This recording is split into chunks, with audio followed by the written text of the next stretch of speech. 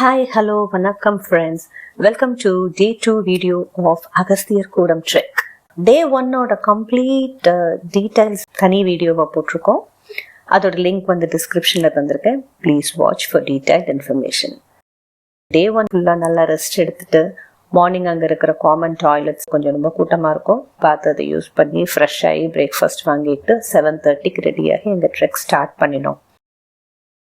Actually weather condition நல்லா இருந்தால் மட்டும்தான் டே 2 ட்ரெக் ஸ்டார்ட் பண்ணவே அலோவ் பண்ணுறாங்க.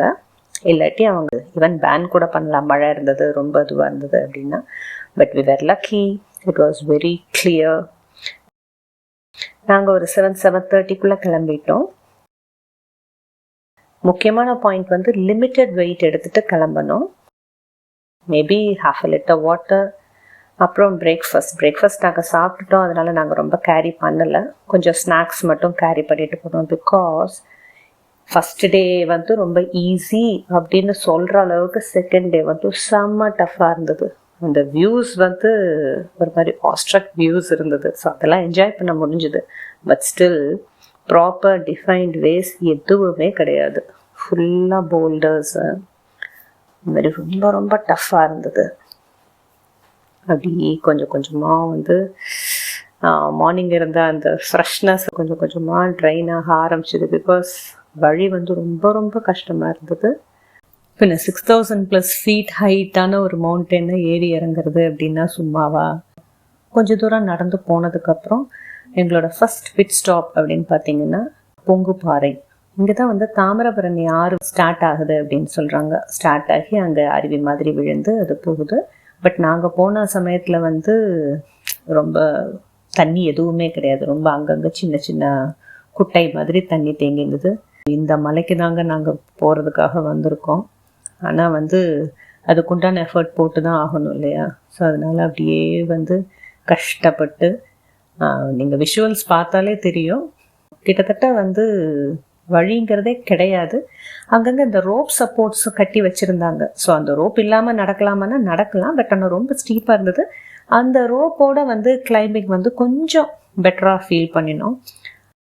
பட் ரொம்ப கம்ஃபர்டபுளான ஃபுட்வேர் யூஸ் பண்ணுங்க. ஏன்னா ஷூஸ் கம்ஃபர்டபுளாக தான் இருந்தது ஏறுறதுக்கு. பட் இறங்குறதுக்கு ஷூஸ் நான் ரொம்ப கஷ்டப்பட்டேன். எனக்கு ஷூஸ் செட் ஆகலை. இல்லை ப்ராப்பரான ட்ரெக்கிங் ஷூ அந்த மாதிரி பார்த்து வாங்கிட்டு போகணும். இந்த ஒரே ஒரு மிஸ்டேக் மட்டும்தான் நான் பண்ணேன். ஏறுறது வாஸ் ஆசம், இறங்குறது ரொம்ப மோசமாக இருந்தது. இந்த கயிறோட சப்போர்ட்டோட அங்கங்கே ஒருத்தர் நாங்கள் மென்டலி மோட்டிவேட் பண்ணிவிட்டு, ஏன்னா வெரி டயர்சம், வெரி ஆர்டுவர்ஸ். அதனால் வேறு வழியே இல்லை. இது பரவாயில்ல அப்படிங்கிற மாதிரி 3 ரோப் கிளைம்பிங் பாயிண்ட்ஸ் இருக்குதுன்னு சொல்லி வேறு வழியில் எல்லாரும் பயமுறுத்திட்டு இருந்தாங்க. ஸோ அதை பார்க்கத்தானே வந்திருக்கோம், சரி பண்ணிடலாம் அப்படிங்கிற தைரியத்தில் போனோம். So here comes the first rope climbing point. ரொம்ப கஷ்டமாக இருந்தது, கொஞ்சம் பயமாக இருந்தது. ஆக்சுவலி அதுதான் உண்மை. நாங்கள் நிறைய ட்ரெக்ஸ் போயிருந்தாலும் இந்த மாதிரி ஒரு arduous trek this the first time. எங்கள் டீமில் ஒருத்தர் மட்டும்தான் இதை ஆல்ரெடி எக்ஸ்பீரியன்ஸ் பண்ணவர். ஸோ மலையோட உச்சி அப்படியே கொஞ்சம் கொஞ்சமாக கிட்ட வருது. ஸோ இன்னும் மேபி ஒரு 1/2 hour to 1 hour ரீச் ஆகிடலான்னு சொன்னாங்க. ஸோ அப்போ இந்த ஒரு காட்டு பாதை மாதிரி வந்ததுங்க.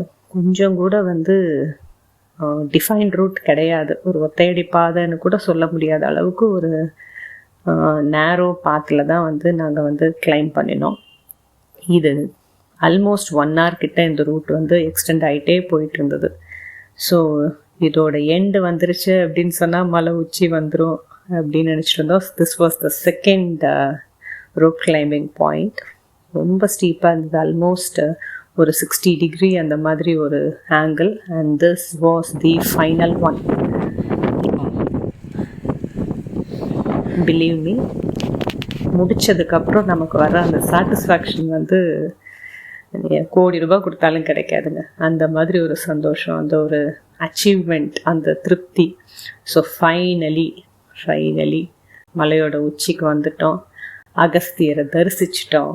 ஸோ அகஸ்தியர் கோயிலாக இல்லை, ஒரு சின்ன இந்த மாதிரி ஒரு செட்டப்பில் தான் அகஸ்தியர் இருக்குது. அந்த திருப்தியும் அந்த சந்தோஷமும் வார்த்தைகளால் விவரிக்க முடியாது.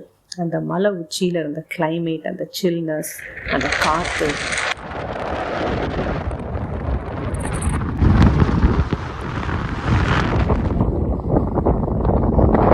ஸோ அந்த ஒரிஜினல் சவுண்ட் அதெல்லாம் வந்து வாழ்க்கையில் ஒரு தடவை அனுபவிச்சே ஆகணும்.